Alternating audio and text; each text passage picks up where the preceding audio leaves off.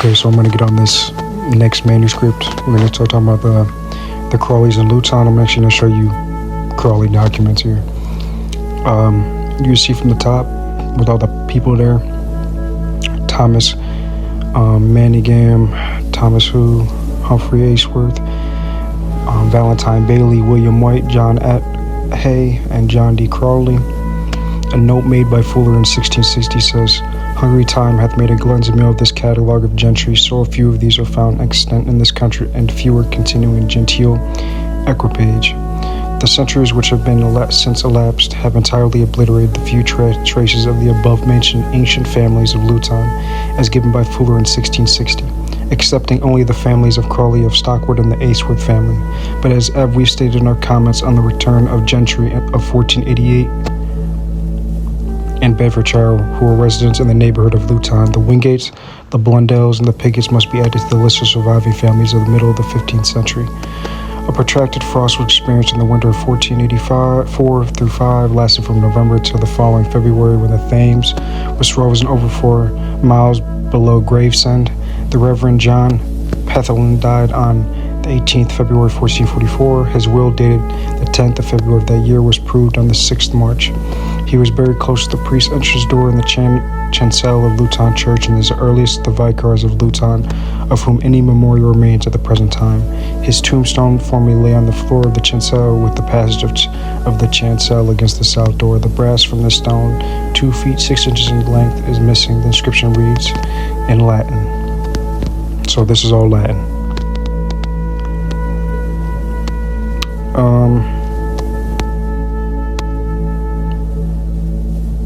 So I'm going to go right here from the bottom down.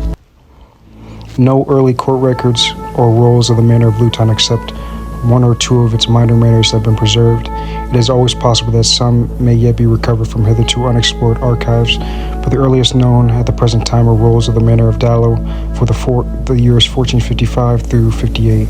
These are preserved amongst what are known as the Crawley Papers, which consist of deeds and documents relating to the properties acquired by the Crawleys of Stockwood since the year 1400.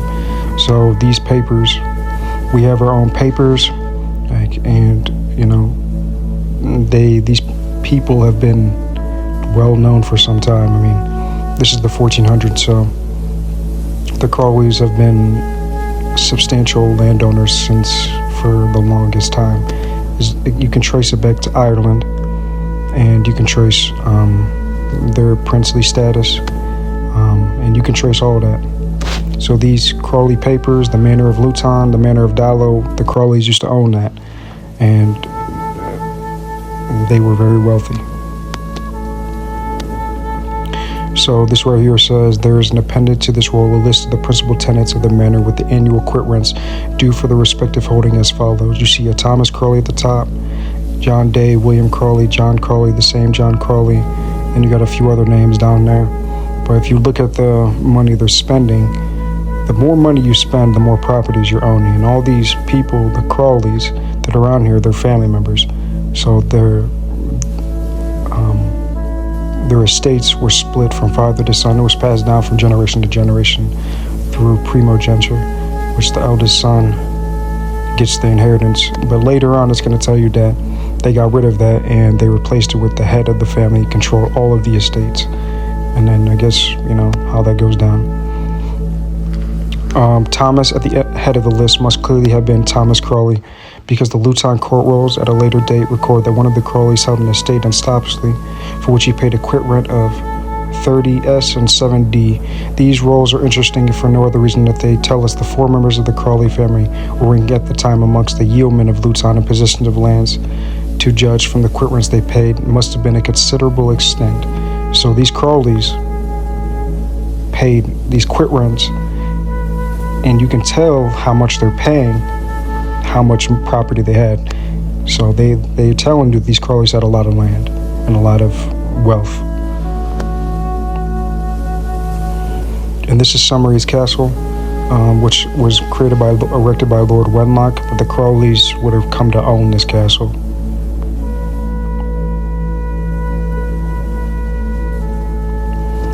So I'm going to start from the bottom here. In the above, there is a strong internal evidence establishing the authenticity of the document from which Davis was quoting. Gray's chamber must have had reference to the noble family of de Grey of Silsoe. The Sir Thomas Rotherham was the nephew of Archbishop Rotherham and married a daughter of de Grey, Earl of Kent. So the Rotherhams were married into the Crawley families, and if these other families were married to earls, you can see the prestige behind this family. Mr. Cheney's chamber also suggests that the family connection between the Rotherhams and the aristocratic family of the Cheneys of Chesham Boy, whose son Thomas married a daughter of Sir Rotherham of Summaries. The reference to Miss Elizabeth's chamber is no less interesting, as in 1606 Miss Elizabeth Rotherham was not yet married to Sir Francis Crawley. So again, he married a daughter of the Rotherhams. And the Rotherhams were a very noble family. If you look here, this is the arms of Wenlock, and you can see it says the 3 Blackamoor heads erased. So you can see the people that the Crawleys were around were swarthy figures, because this is the coat of arms of Lord Wenlock, and they knew these people. So yeah, I'm just giving you more documents, stating that. And Lord Wenlock, it was a title. It's a title, so Crawley could hold this title, but the coat of arms is created for one of the Wenlocks that created the title. Or they're going to tell you that.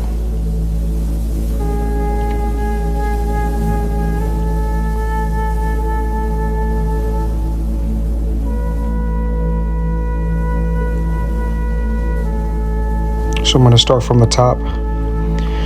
That this family might claim to have been landowners, and they're talking about the Crawleys, and an unbroken succession from as early as the 12th century may be very properly inferred from the recurrence of the name of deeds of the 12th and 13th centuries, as 4 members of the family were substantial yeomen in 1455, which the other document I just read stated that as well.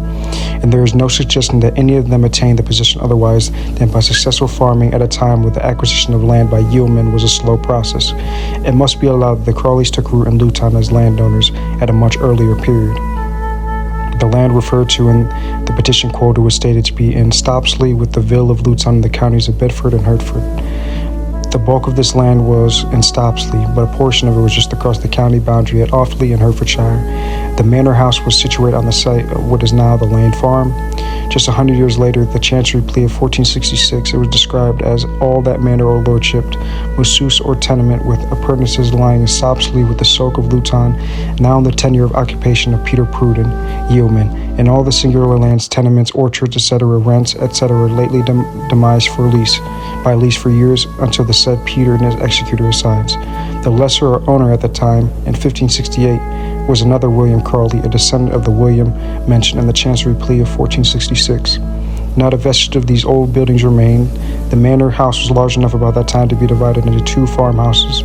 The old house with all its buildings was completely destroyed by fire in the later half of the 19th century, when Thomas Pigott occupied the farm as a tenant of the late Mr. John Sandbrook Crawley. In 1854, there stood opposite the old manor an oak tree, which it is stated was planted early in the 15th century. It measured 18 yards around its base. The old manor house has been erected late in the 14th century, and members of the Crawley family occupied it for nearly 100 years. So they occupied this land for over a century. And this is Stopsley, and it's a manor house, so it's a manor. It's a big castle.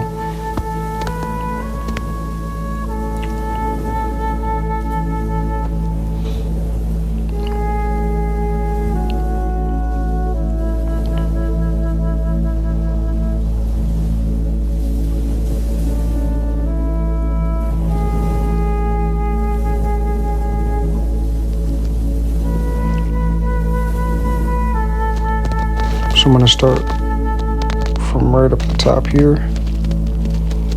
In 1489 is the first mention of John Sibley of Chiltern Green. In 1490, one of the Crawleys appears as a warden. In 1495 is Diana Aceworth, prioress of Mercaty Cell, or Merciat Cell. In 1498, we have John Saybrook, or Sambrook. In the following year, Thomas Ramridge, abbot of St. Albans, and 4 of his monks. In 1499 is the first mention of the Taylors and Fosseys. In 1501, Ricardo Gobian. In 1502, Thomas Crawley became master, and Edward Sheffield, Vicar of Luton, became a member. In 1508, we have the first mention of the Clark family, William Clark, Elias Thresher. In 1505, Thomas Winch was a master justice of the Winch's Charity, and William Hale of Dallow and King's Walden was made a member. In 1509, William Thoreau became master. William Luton of Nebworth answers the present Lord Lytton. William Luton, a monk, and Joan Ramridge, a maiden, are members. In 1518 is the first mention in this place of the Piggott family, Thomas Piggott. In 1521 is William Wingate and Lone, his wife of Streatley. In the year following, Edmund Wingate, master of Shalgrave. In 1581 we read after his name, Durges of Cass Weltis. He was brother of William Wingate, and you can see the pedigree. Between 1513 and 1546 we have no fewer than 24 Crawley members of the guild. So there's 24 Crawleys that were members of the Guild of the Holy Trinity. So they were part of this guild. The guild rapidly became possessed of a large income. Mr. Gannot gives a transcript of the accounts of 2 years and extracts from other years between 1525 and 1547. The account for the year 1528 shows that the receipt of the year amounted to 95 euros, and 6D, and the expenses totaled 54 euros, 6D. The guild started with 70 euros in the box, so they had in the box at the end of the year 111 euros. The cost of the annual feast averaged around 20 euros. It is clear the income in 1528 was more than double the value returned in Valor Ecclesiastius of the 26th Henry VIII. The actual income that year was 62 euros. And the first list one notes is members of the name Sir John Wenlock, Thomas Lord Who and Hastings, and John Hay, which at first sight seems strange as we know that in 1475 they had been dead for several years. I'm going to stop there because there's nothing on the Crawleys the rest of the way.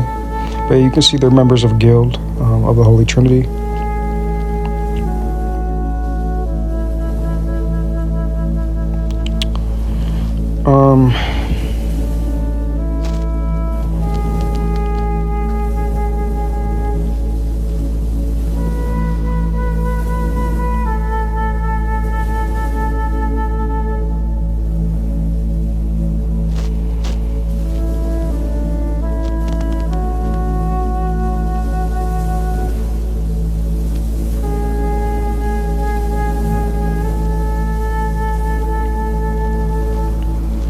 So we're going to talk about this castle. I'm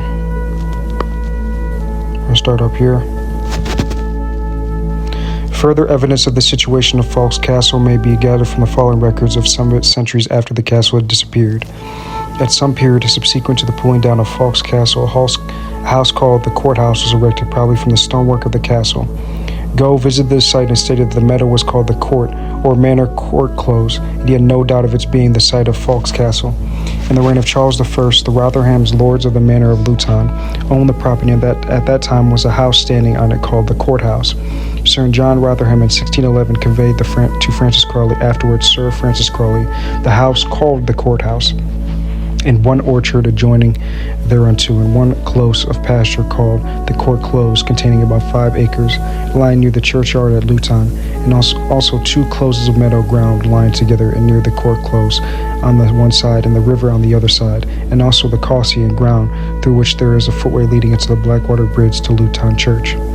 At an earlier date than the above-mentioned conveyance, namely in 1540, Leroy writes of this castle, part of the old place standeth yet, no doubt referring to the courthouse.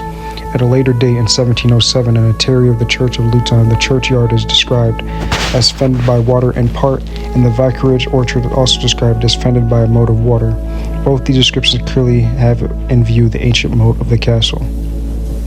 So these Crawleys, or the Rotherhams, conveyed this courthouse, or a castle, Falk's Castle, to Sir Francis Crawley in. That's another property I didn't even know they owned. And when you look at Falk's Castle, you're not going to find anything on it. There's one in Scotland, but there's not one in Luton. And if you look it up, it's not going to pull up.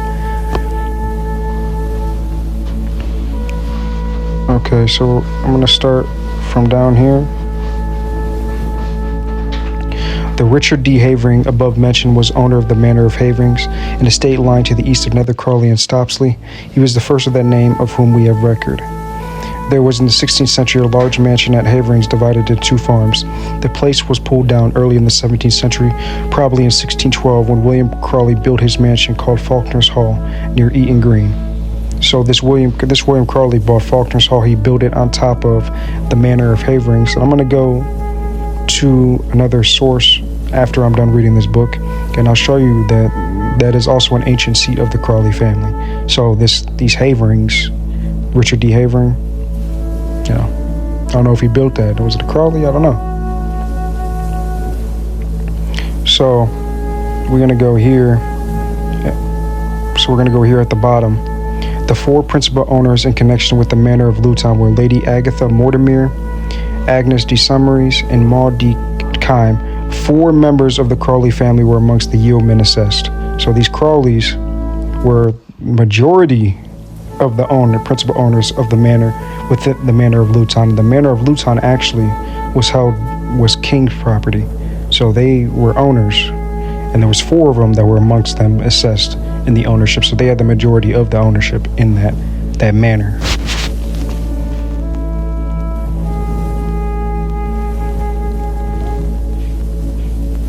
So we're going to start down here. In Suffolk Green Book number, published in 1925, were particulars of 2 Bedfordshire subsidies of the year 1909 or 1309 and 1332, in which we learn that Luton in 1332 produced more than any part of the country or the county. Towns were assessed at 1/10 and the country's diction at 1/15 of their value. Luton was assessed 21 euros, while Bedford, the next in value, stood at 19 euros. 2 members of the Who family were assessed 13,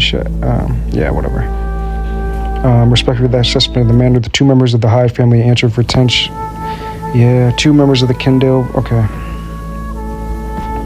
So we're just going to start right here. The Mortimers, who were possessed of the view of Frankenpledge and a market and a fair in Luton, were in 1332 assessed at only 8 shekels, I think. While Thomas D. Crawley, I don't know if shekels are Harry Potter. While Thomas D. Crawley, whose descendants in the 19th century became the principal landowners in Luton. So they were the principal landowners in Luton in the 19th century. So they owned majority of all the land in Luton, including, the Manor of Luton. So they owned majority of this land in Luton.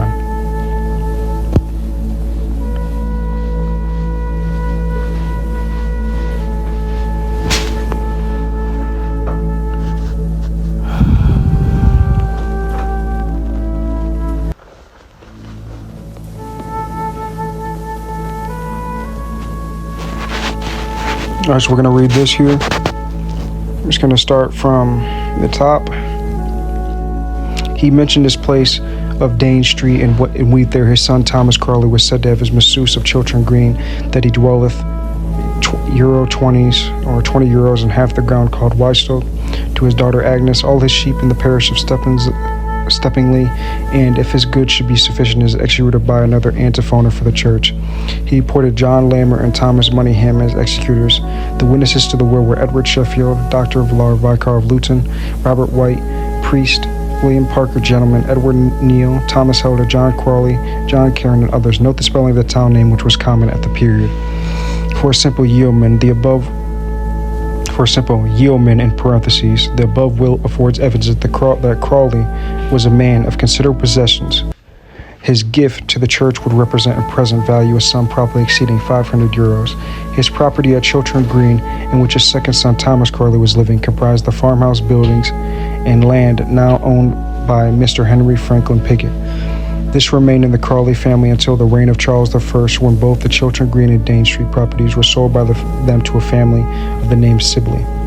The latter name occurs as early as 1489 when we find John Smith and Agnes, his wife, who were admitted members of the Guild of the Holy Trinity. The greater part of Thomas Crawley's real estate is not mentioned in his will. It passed naturally to his eldest son and heir, John Crawley of Nether Crawley, including the manor of Plenties and Stopsley. So these Crawleys owned all this land. I mean, you can see they're very wealthy people. Like, they had all this money. Now, of the amount of land these Crawleys owned, it's a good question, because Luton is a pretty decent sized city, and you don't know how big it really was in the past, because you're just never gonna know. So the acreage of Luton is around like 15,000 acres. If the Crawleys own majority of that land, that's gonna be around, if they were the principal landowners, I mean, they would own probably more than half of that. And here's another will. The will of John Crawley, another Crawley, number 4 in the pedigree of the Crawley family, demands some notice. He was the eldest son of Thomas Crawley, whose will we have already quoted. John Crawley, at the time he made his will, was living in the manor of Plenties at Stopsley. The will was dated the 24th of May, 1519, and is to be set in the registry of Northampton. In it, he devised to John Crawley, his eldest son, his house at Nether Crawley, in which the late Thomas Crawley was the mother was still living in the farm of Haverings Holy in 6 acres at Longcroft, a budding of Haverings. He also left to John the ties of Luton and Cauldrons End during my years. He directs that his own wife shall have Plenties to live in until their son Richard is 23 years old, when he was to enter into possession. His 2 sons, William and Thomas, to have his property at Dane Street, both freehold and copyhold. To his son Thomas, he also gave 1/2 of his ties at New Mill End, and William and Thomas were to have the other half during my years. After various other bequests, he left the residue of his estate to his son John. Although his will was made in 1519, it did not take effect until 1545, when John Crawley, the testator, died. In the meantime, his eldest son John predeceased him in 1544. The property devised to him by his father devolved on his brother Richard Crawley. The death of John Crawley Jr. in 1544 and of John Crawley Sr. in 1545 is evidenced by the registry of the Holy Trinity, where it is stated also that John Crawley Jr. was a bachelor. Haverings Holy, mentioned in the will of 1519, calls for some observation. This must have been a distinct property from the manor of Haverings, which was not acquired until some years later. It was certainly continuous to Haverings, was to situate the east of Nether Crawley. We are of opinion that the site of Haverings Holy was at Eaton Green. On the present farm there is a site of a chapel, which in the tithe commutation apportionment of 1844 is called Chapel Field. It seems probable, therefore, that this chapel gave rise to the designation of Haverings Holy, in order to distinguish the property from that called Haverings. The mention in the will of 1519 of the tithes of Luton, Chawle End, and New Mill End heavily refer to the great tithes, which belonged to the St. Albans Abbey. John Crawley was a lessee of portions of these tithes. On reference to the Crawley pedigree, it would be seen that John Crawley, number 4, had 4 brothers, Thomas, Edward, William, and Richard, and a sister named Joan. Edward Crawley was also a bachelor, as he is described in his will. In the register of the Holy Trinity Guild, he is called the same. This Edward Crawley was a church warden, a fact we shall have to recur to. Yeah. So, you see, all this land the Crawleys owned. A lot. And this is just in Luton. We're in Bedfordshire. And you can see here is a family tree. Dollar rolls, 1455. You can see all down the row. All the Crawleys. And it just keeps going down the list. And there's the Theodos and Mary Gassakeen, which I'll get to in a later video. And then you got Samuel Crawley of Stockwood, which a lot of the,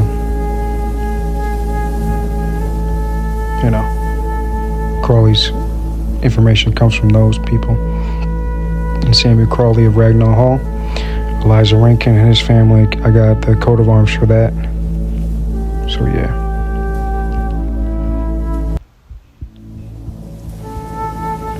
So we're gonna start from here. Some rolls of the manor of Haverings of the year 1544. in 1550 relating to the courts held before George Waldengrave, gentleman, steward of the manor in our possession. It appears that the mansion, the House of Haverings, and the lands belonging to it were of sufficient extent to be divided and were left to two farmers. The roll of 1544 states that Sir Thomas Barnardston was then lately deceased, and the court was held on the 12th October 1544 for his son and heir. Of the tenants admitted on that day, the first name was Thomas Perrott of Crawley and Stopsley. Crawley must have been Crawley Green, as nether Crawley was owned and occupied at the time by John Crawley. The other tenants were Thomas Jake Sr., Edward Spicer, and Richard Crawley. At the court held in 1550, we have the following names as the jury: Thomas Perrott, Thomas Crawley, William Kilby, John Smith, Edward Spicer, Richard Jakes, Richard Crawley, and John Crawley, all of course being owners of land within the manor of Haverings. Tenants admitted at the court were the said Thomas Crawley, Thomas Dermer, John Smith, and as heir to William Kilby, Thomas Jakes, Edward Spicer, and Richard Crawley. The jury presented Edward Spicer, Anthony Caspi, and Robert Beverly as gentlemen, as tenants of land held of the manor who had failed to attend the court. The property held by Edward Markham is described as Watermill. The mill may probably have been the Brack Mill, because the only property owned by the Markhams was the manor of Brack Hill, or Brack, which had in 1581 come to William Markham by the right of his wife Frances, daughter of William Cockney. Here's another roll. It's an actual document. Facsimile of the court roll of the manor of Haverings. John Crawley, he was lord of the manor of Haverings, so he owned the manor. He was the lord of it, and he was the lord of the manor of Luton, lord of a bunch of other castles.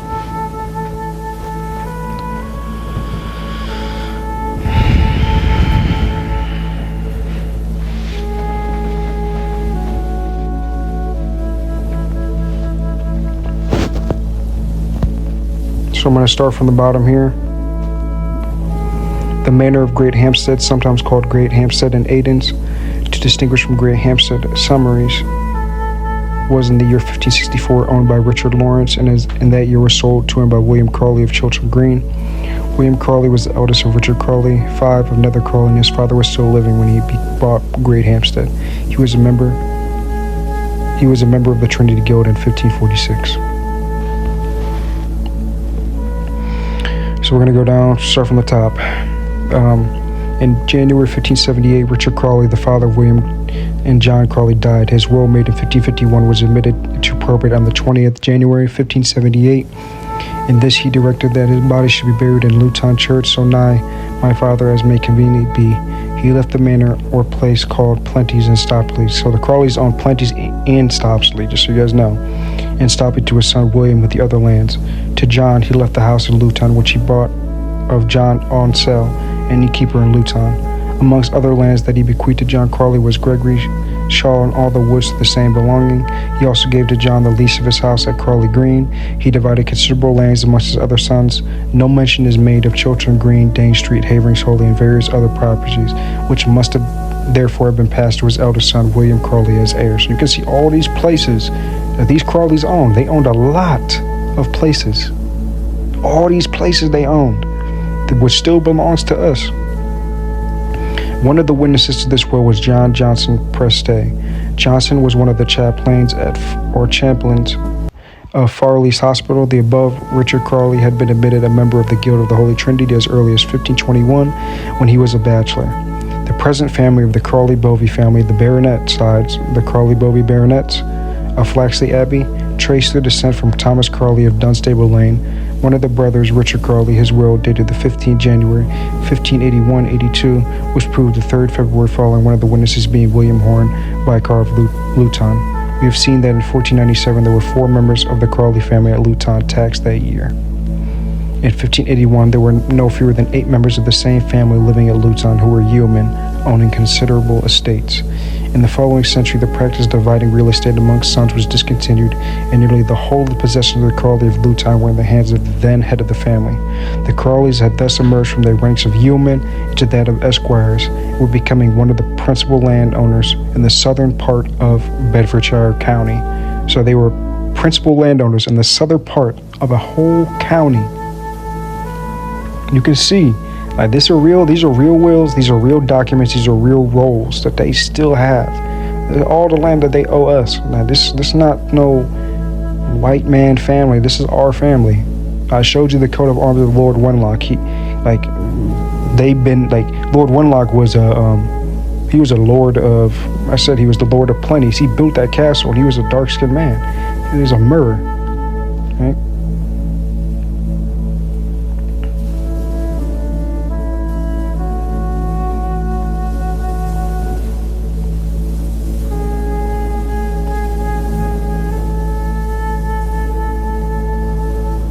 So here's another one, the Manor of Dallow, which is going to talk about how they owned it. In 1586, John Crawley bought of Thomas Barnardston, son of the late Sir Thomas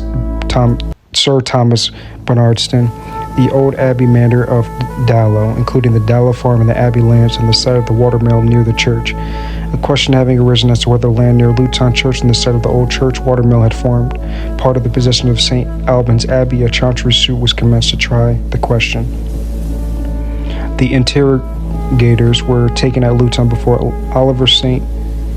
George Rotherham, Henry Butler, and William Smith, DCL. The deposition of John Onsell, innkeeper, was one of that.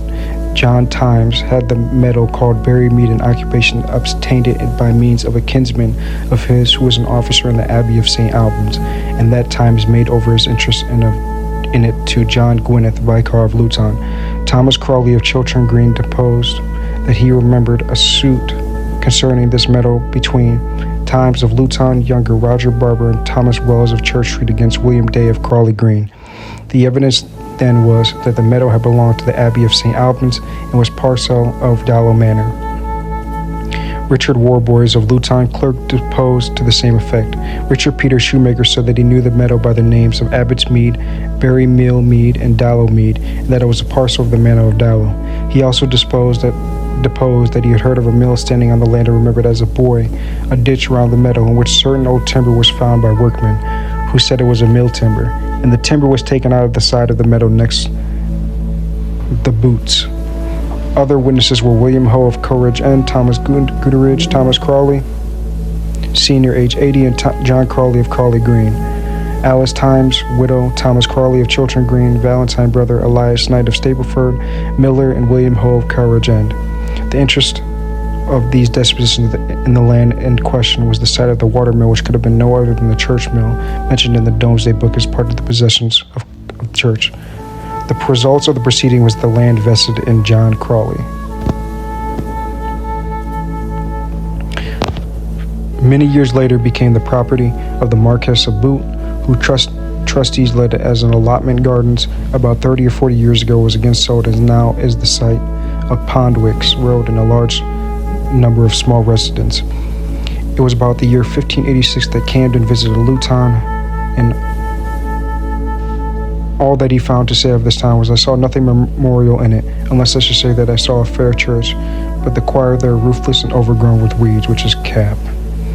I mean, if you're building manors and castles, come on now, you're not living, it doesn't look like that. Like, come on now. At the time of the dissolution of the Guild of the Holy Trinity, the farm near Round Green called Lammers belonged to that guild. The adjoining farm called Ramridge End, which Crawleys all own this stuff, and I'll get to that in probably another video, it belonged to the Ramridge family. In 1588, Robert Burr succeeded in an application to Queen Elizabeth for permission to purchase the part of the guild property called Lammers. A reference to the Crawley Papers in number 72 gives us some information about the Burrs and also about these properties. In 1587, Thomas Ramridge, the last of the family in the mill line, died, and by his will, dated this 30th September 1587, constituted Robert Burr his heir and sole executor. Ramridge End Farm passed under the will to him. He thus became possessed of both Lammers and Ramridge End. Nearly 6 years later, Michael William Burr, probably sons of Robert Burr, conveyed these farms to Edward Hubbard, and in 1596, Edward Hubbard and his son Francis, afterwards Sir Francis Hubbard, conveyed both properties to John Crawley and his son Thomas. The Crawleys do not, however, seem to have been satisfied with the title, so it was agreed that the vendor should procure from the heirs of Thomas Ramridge a confirmation of the conveyance of the Ramridge property, which is being done. The Crawleys were to pay the Hubbards a further sum of 60 euros. The heirs of Thomas Ramridge were his sisters, Ruth Rogers and Agnes Dermer, who by deeds of the 40th year of Elizabeth and the 5th year of James I confirmed the sale to the Crawleys. The 9th year of James I, by a deed poll, Sir Francis Hubbard completed the transfer to John and Thomas Crawley. So again, this is another property, the two other properties they owned.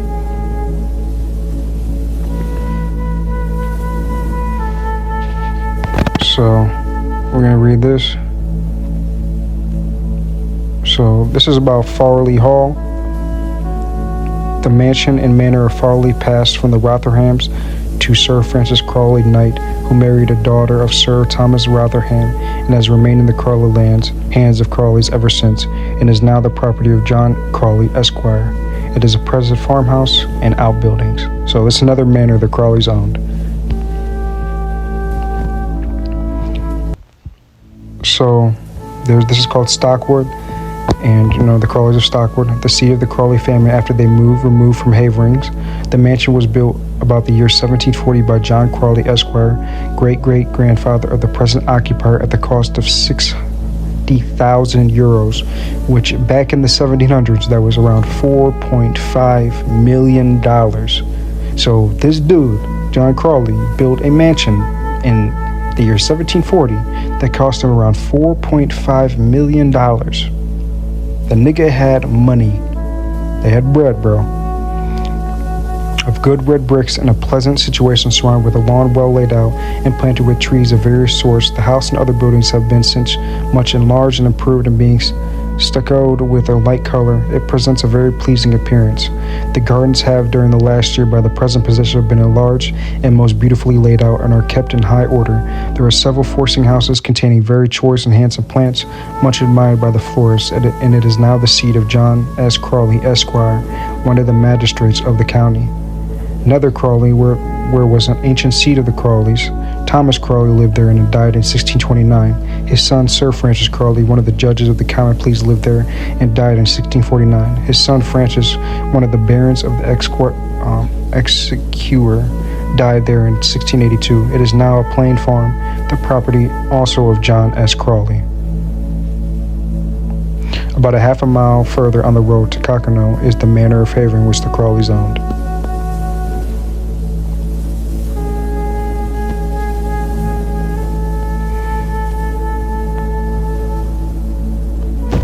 So, and this must have been the residence of the Crawleys and not the farmhouse now called Nether Crawley. Here stood the principal seat of the Crawleys.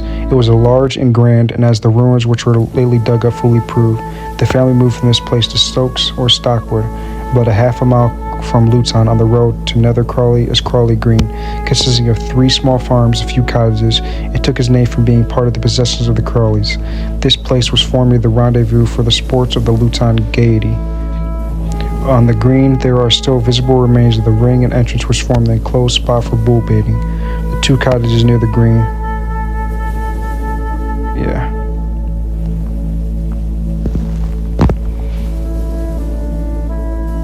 Here's more. In the same hamlet is Eaton Green, about 2 miles northeast east from Luton. It is an extensive farm, but not of particular note.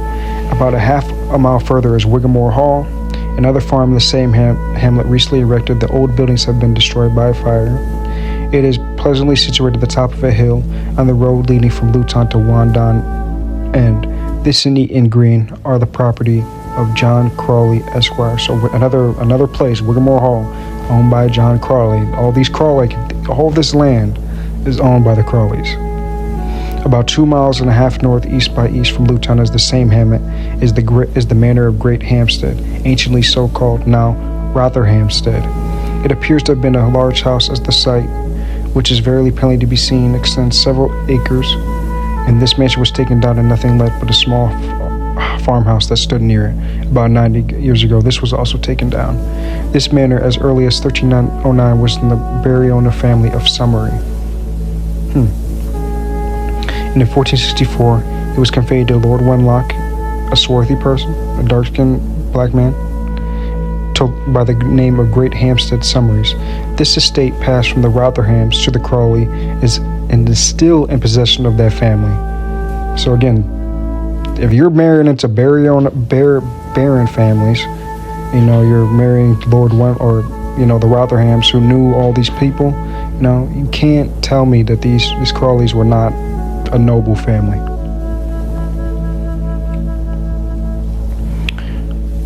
Here we go. I'm gonna start from up top.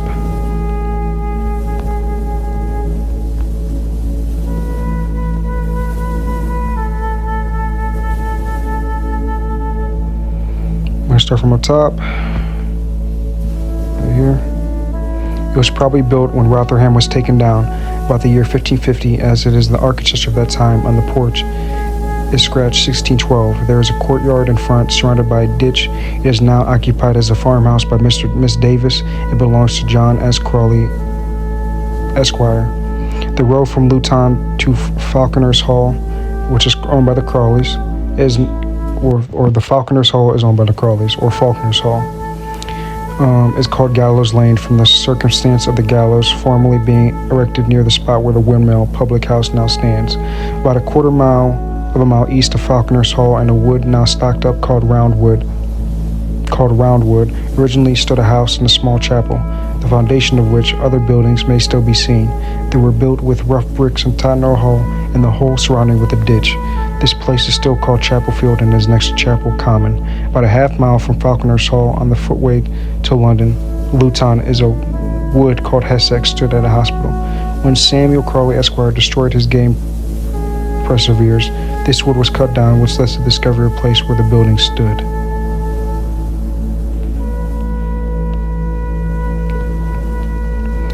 Just start from the top. Of the reign of Henry the VII and VIII, which were as perfect as though just issued from the mint. On the west side of this is Spittle Wood, now called Spitzley Wood, the name which has been evidently been taken from the hospital before mentioned. So remember the hospital they just mentioned? We are told that one of the Crawleys of Haverings married one of the Rotherhams and had with her, among other things, Rotherhamstead. About 90 years ago, the Rotherham farm was added to that at Falconer's Hall. These are also all the properties of John S. Crawley. In the same hamlet, viz. Stopsley, which is owned by a Crawley, a quarter mile of Luton is Cowridge End, which the Crawleys owned. So yeah.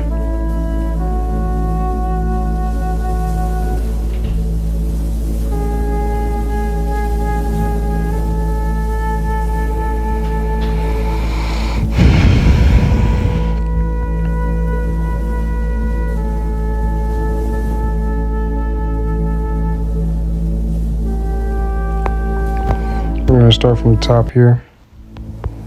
About a half a mile east of Luton is St. Anne's Hill, which took its name from a chapel there erected dedicated to St. Anne, by whom or when it was built. We are not informed, but most likely by Roger Abbot of St. Albans in 1260, when he purchased half of the church of Luton and built a chapel and nunnery at Biscuit. Here was also a mansion, the summer residence of the Abbot of St. Albans. Leland's itinerary mentioning it from Camden says the Abbot of St. Albans had a very pretty place called St. Anne's. The foundations are still to be seen and are of Tottenham stone, about 3 feet thick. This chapel was destroyed at the general demolition of religious house, and together with Farley came to the Crawleys family by marriage. So Farley came to the Crawleys by marriage, and so did this other building, which was owned by the Abbot. So the Crawleys must have been the Abbots that they're talking about, because Abbot of St. Albans is a title.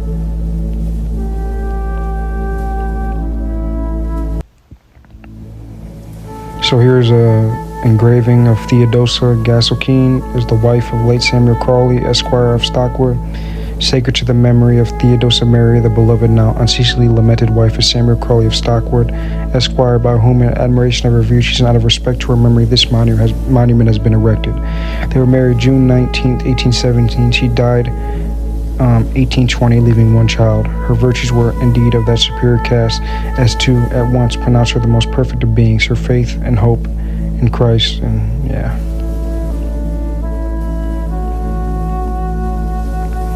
Got another, grave here. Bottom. Here lies the bodies of Thomas Crawley and of Nether Crawley in Ye Parish of Luton in the county of Bedford, who died in December 15, 1629, and of Sir Francis Crawley, Knight, one of the judges of the Common Pleas, who died in 1649.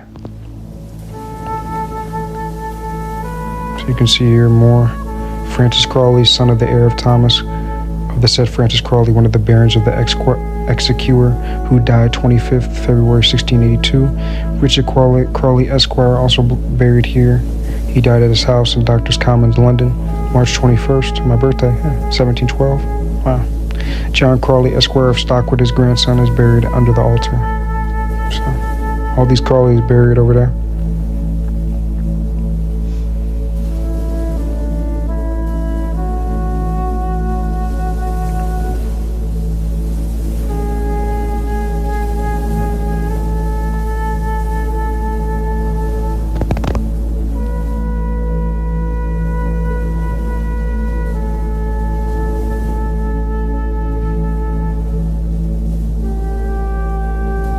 You can see here, it's called the Old Moor, used as a common right for cattle. The Old Moor comprised about 20 acres and was situated about the Dunstable Road and the New Bedford Road on the construction of the Midland Railway. The company's main cut nearly through the center, taking about 3 acres, as a compensation for which is considerable sum of money passed into the hands of the trustees of the Moor.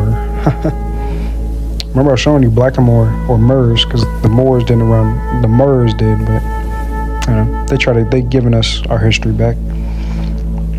In the year 1868, an arrangement was made by the trustees with J.S. Crawley, Esquire, by which the gentleman gave 20 acres of arable land lying on the north side of his town in exchange for that part of the moor, consisting of 13 acres lying between the railway and the Dunstable Road, and a part of the money obtained from the Midland Company. With the remainder of that money, the trustees purchased about 14 acres of land adjoining that obtained from Mr. Crawley.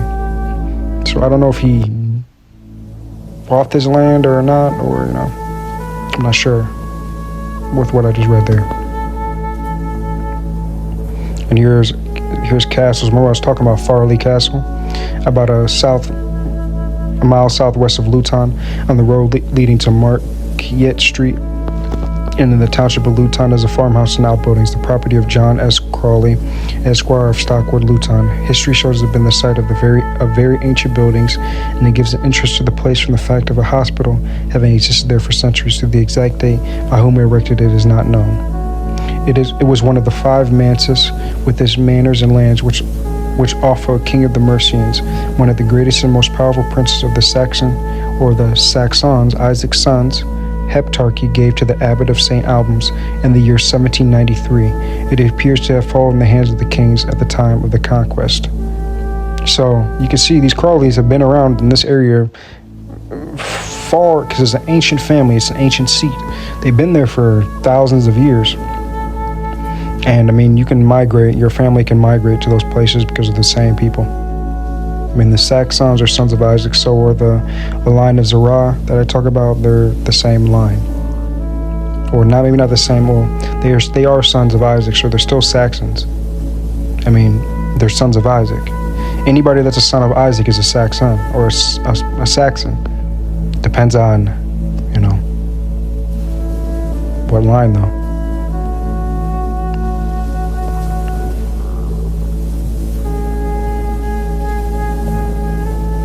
So here's a picture of Farley Castle. You know, you can see it. The mansion of Manor Farley passed from the Rotherhams to Sir Francis Crawley, Knight, who married a daughter of Sir Thomas Rotherham. It has remained in the family of the Crawleys ever since. It is now the property of John Crawley, Esquire of Stockwood. You see this castle and all that other stuff.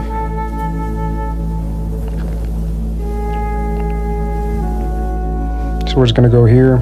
History of Luton, page 30. The manor of Whippersley is Stokes or Stockwood, the seat of the Crawley family after they were removed from Hamerings.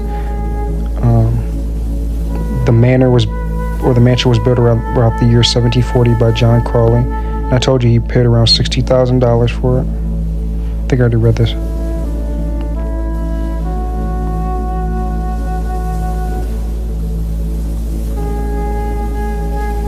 So we're gonna start right here.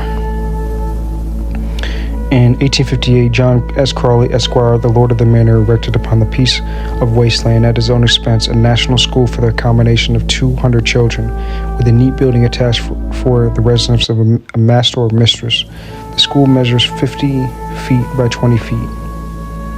So a neat Wesleyan chapel was built there by a subscription in 1844 as an outlay, including ground purchase about 120 euros. It has since been enlarged and a room of the rear attached. It will seat about 120 persons. So this Crawley built this school here in Luton. You know, the Lord of the Manor. So he owned this. I don't know if I'm pretty sure he owned it. So.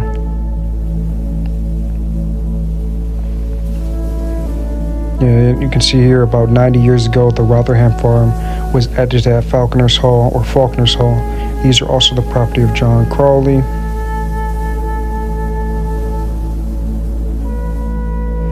Start here.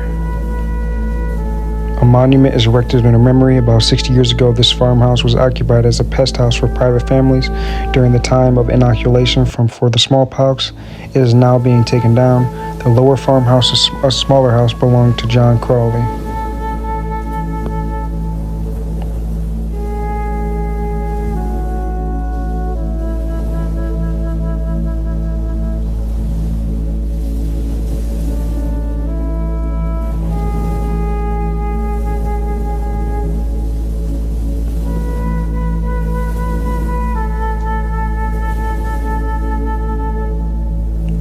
And last thing I want to read here, and the other video is going to get better.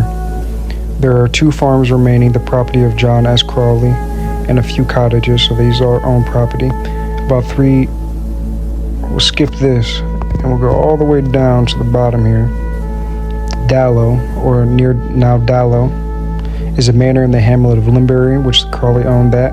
About 1 mile west of Luton, it is one of the 5 mansions or mansions given to the abbot of St. Albans by King Offa in the year 1795, the property of which it appears to have continued until its dissolution, when it was either sold or given away, became private property. This place is remarkable as being the first where the dissenters of the Baptist denomination met for religious worship in the persecuting days of Charles II, and there was still on the roof of the house the trapdoor by which it was entered. When liberty of conscience was granted by King James II, the members were moved to Luton and formed a church.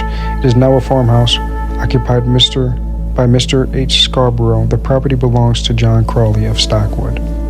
And I'm going to continue more on more properties in the next video. There's a lot of documents that I still gotta go through, and there's still more, way more that we're gonna get into. But yeah, if you like it, come back and see more. All right.